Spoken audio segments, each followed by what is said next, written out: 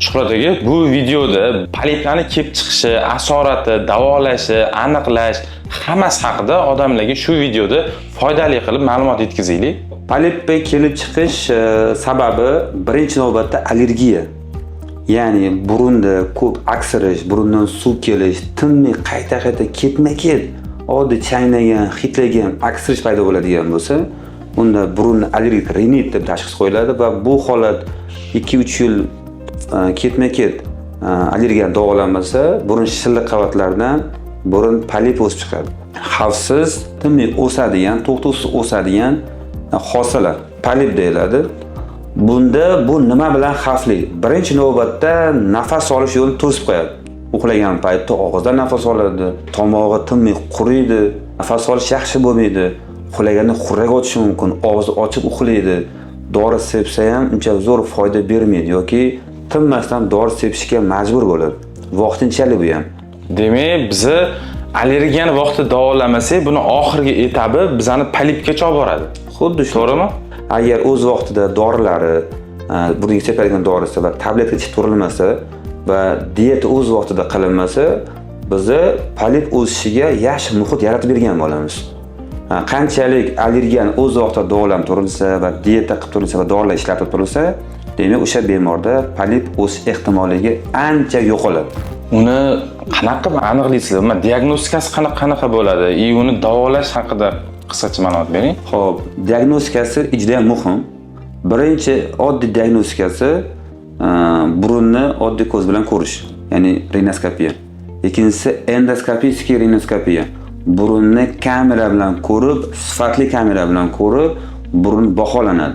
Ya'ni o'tda ko'rgani burun to'sig'i, burun tabiiy holatda chig'anoqlar ko'riladi va orasidan polip o'smalar aniqlanadi. Bu xuddi uzum shingiliga o'xshab har yoqdan polip hosili aniqlanib turadi. Uni ko'rinishi shilliq qavatga qaraganda och, ya'ni tovuq go'shtiga o'xshagan bo'ladi. Unchalik qiyin bo'lmaydi buni diagnoz qo'yishi. Undan keyingisi diagnostikasi MCT yoki 3D rentgen. Chunki oddiy rentgenda buni aniqlash iloji yo'q. Undan keyingisida MRT. MRTda ham предварительный nimadir hosila bor deb beradi. Ya'ni bunda ham giperdiagnostika beradi. Chunki shilliq qavat ham, polip ham bir xil attenik beradi. Shuning uchun eng to'g'ri yo'li endoskopik rinoskopiya, ikkinchisi 3D rentgen yoki MCT. Ya'ni qaysi bo'shliqlarni o'sgan, qaysi bo'shliqdan to'ldirib turibdi va qayerga qarab yo'nalayotganini biz MCT yoki 3D rentgen aniq bilishimiz mumkin va interpretatsiya qilamiz. Biz bevosita diskini kompyuterda ko'rib, kompyuterda ko'rib qayerlarda o'sgan, qaysi devorlar jarohatlangan va qaysi bo'shliqlarni to'ldirgan haqida ma'lumot olamizda, undan keyingi etap operatsiya. Xo'p, operatsiyaga qisqacha to'xtalib o'tamiz. Uni ham usullari juda ham ko'p. Ko'p holatda burun to'sig'ini qiyshiqligi bilan namoyon bo'ladi. Birinchi qilingan ish burun to'sig'ini to'g'irlash. Chunki burun to'sig'ini to'g'irlamasak, biz polipni hammasini ola olmaymiz. Xalaq beradi-da. Xo'p, burun to'sig'ini to'g'irlagandan keyin avvalambor ikkala yuqori jag' bo'shlig'i tozalanadi birinchidan, peshona bo'shlig'iga kiriladi va asosiy bo'shliq va hamma g'alvirsimon bo'shliqlar tozalanib, nafas olishga yo'l ochiladi. Agar biz uni eski usulda operatsiya qildirsanglar, masalan, bizda qilinmaydi eski usulda. Eski usulda operatsiya qildirsanglar, burun yo'ldan kirgan endoskopga kiriladi, shu ko'ringan polipni yulib qo'yadi. Bu qayta o'sib chiqishi va qayta tez o'sib chiqishiga sabab bo'ladi. Nimaga desalar, agar tegi bilan olinmasa, 6 yoki 1 yilda yana burunni to'ldirib turadi unisi. Qanaqa usulda operatsiya qilish kerak degan savol bo'ladi, tabiiy.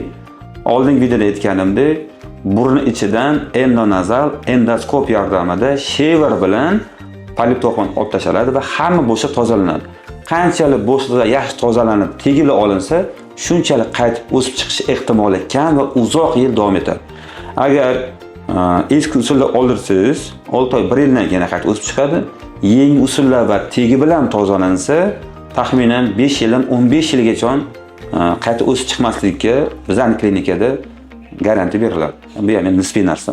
Xo'p, yana bitta savol, eng asosiysi, misol qaytalanmasligi uchun biz nimalarga ahamiyat berishimiz kerak? Juda ham to'g'ri savol. Birinchi e'tibor beradigan narsa shifokor tomonidan, bemor tomonidan emas. Operatsiya jarayonida u sohasi mutaxassisi, fes operatsiyani to'liq bajaruvchi va har bitta kartochkalarni ochishiga ilm yetadigan tajribasi yetadigan shifokor bo'lish kerak. Ko'p doktorlarimizda aynan shu operatsiyani qila olaman, qo'limdan keladi, ochaman, tozalab beraman deb aytaverishadi. Lekin hamma ham bu operatsiyani to'liq bajara olmaydi. O'sha apparat, o'sha imkoniyat bo'lgani bilan, lekin tajribasi yetarli tajriba bo'lmasa, bu operatsiyani to'liq yetkazmaslik mumkin. Ikkinchisi, yaxshi operatsiya qilingandan keyin reabilitatsiya juda ham muhim. Operatsiya bir bo'lsa, reabilitatsiya, ya'ni operatsiyadan keyingi bichish jarayoniga perivazga yana bir e'tibor berishimiz kerak bo'ladi. Operatsiya qanchalik muhim bo'lsa, perivazga ham shunchalik muhim bo'ladi. Agar perivazga yaxshi qilinmasa, o'z vaqtida qilinmasa va shifokorga o'z vaqtida kelmasa, perivazkaga polip qayta o'sib chiqish ehtimoli yana oshadi.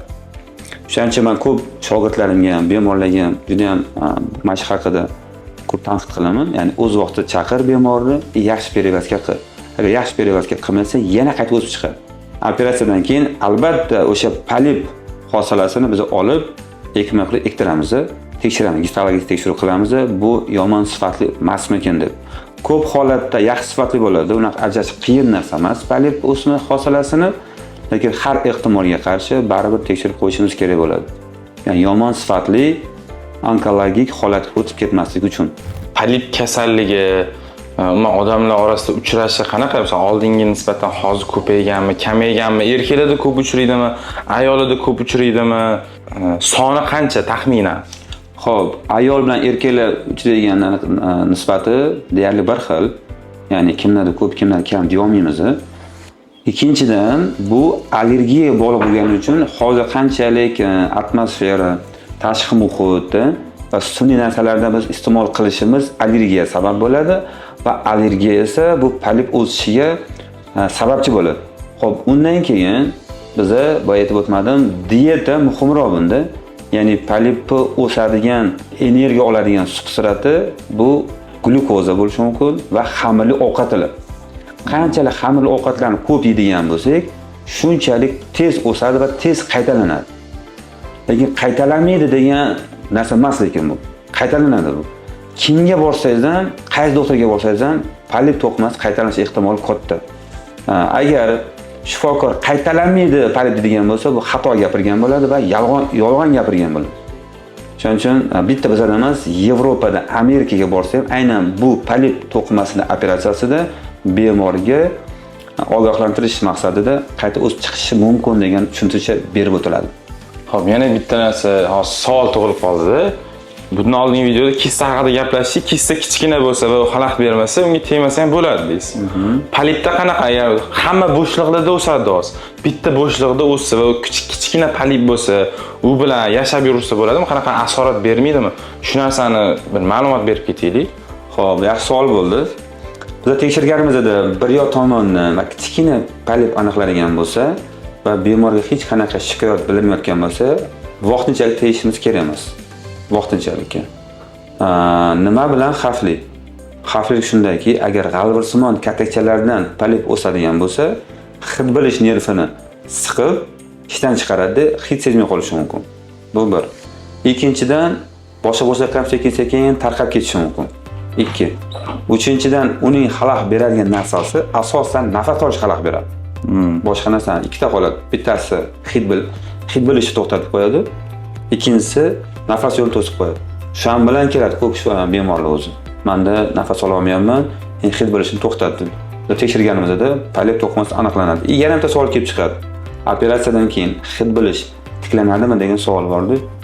Bu savolga javob berishimiz qiyinroq ozgina. Agar hid bilishi yaqin orada bo'lgan bo'lsa, hid bilish yo'qolishi 1-2 oy bo'lgan bo'lsa, biz aytamizki, operatsiyadan keyin ochilib ketishi mumkin, hid sezishingiz mumkin deb. Agar yo'q, men 2-3 yildan beri hid sezmayman, 5-6 yildan hid sezmayman degan bo'lsa, unda juda ham qiyin hid sezishi. Lekin bizning tajribamiz bo'lgan, 5 yil, 6 yil hid sezmaganlar hid sezib ketgan. Hammasi Allohdan. U polip chiqib, o'sib chiqib, kattagina o'sib, hid bilish nervini yaxshigina ezib qo'ygan bo'lsa, siqib qo'ygan bo'lsa, unda biz garantiya bermaymiz o'sha hid tiklanishiga. Bir xil bemorlar so'rashadi, men garantiya berasizmi, hid sezamanmi dedi. Yo'q, biz nafas olishga garantiya beramiz, lekin hidni tiklanishiga faqat Allohdan. Xo'p, yana bitta narsa, polip masalan 1-2 oyda ko'payib ketadimi yo yillar davomida ko'payib ketadimi? Birinchisi bo'lsa, yillar davomida bo'ladi.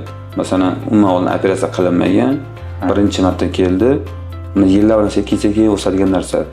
Agar tajribasiz, va eski usulda operatsiya qilgan bo'lsa, tez qaytarilishi mumkin. 3 oyda ham, 6 oyda ham kelgan bemorlar bo'ladi bizga.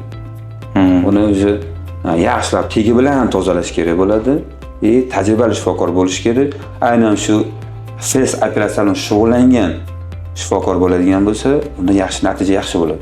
Polipni har 10 yilda qaytariladigan bo'lsa, zo'r operatsiya bo'lsa ham, balki 15 yilda har 15 yilda operatsiya qildirib turadimi? Yoki misol 60 yoshga yoki 70 yoshga chiqqanda polip chiqadigan bo'lsa, operatsiya qilinaveradimi? Как раз zo'r savol bo'ldi. Yaqinda xuddi shunaqa operatsiya qildik, eslaysizmi?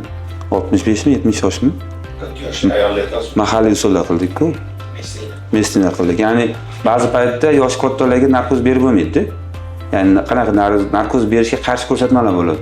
Davleniya bo'lgan bo'lishi mumkin, infarkt bo'lgan bo'lishi mumkin, insult, anesteziyologlarimiz narkoz berishi doktorlarimiz "Yo, narkoz bera olmayman" dedi. Biz mahalliy usulda burun yo'lini tozalab qo'yishimiz mumkin. Ya'ni hamma bo'shliq ochilmaydi. Yaxshi nafas olish uchun burun yo'lini tozalab beramiz. Nima maqsadda? Nafas olish yaxshi bo'lish uchun. Agar burun yaxshi ishlamasa, burun yaxshi nafas ola olmasa, u bemor yana ham og'irlashib qoladi. Yana ham davleniya, sahar oshib ketadi, bosh og'riydigan bo'lib qoladi. Yosh katta inson ko'tara olmaydi buni, qiynaladi bundan. Shuning uchun yosh katta bo'lsa ham xalaqit beryaptimi, tozalab berishimiz kerak. Ya'ni operatsiya qilib burun yo'lini ochib berishimiz, eng kamida ochib berishimiz kerak bo'ladi.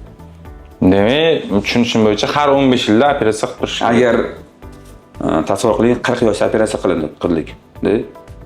Biz aytamiz 5 yildan 15 yilgacha o'sishi mumkin. Agar yaxshi dieta qilib, lecheni olib yursa, o'smasligi ham mumkin. Yoki juda ham sekin o'sadi, bilmaymiz masalan 20 yil, 30 yilda. Lekin har 10-15 yilda qaytib o'syaptimi, o'sarkan bu deb to'xtatib qo'yish kerak emas. Burni to'la palli bo'ladi deb gapirganda qoq-qoq deb gapiradi. Bo'ladi. Na uyquni halovati bor, na gapirgani bir tiniqligi bor masalan. Qo'lini og'iz ochiq tez-tez kasal bo'lib, operatsiya qilinadi. 100%. Lekin 15 yil zo'r degan gap-ku bu. 15 yilda qaytib kelsa, bu super degan gap.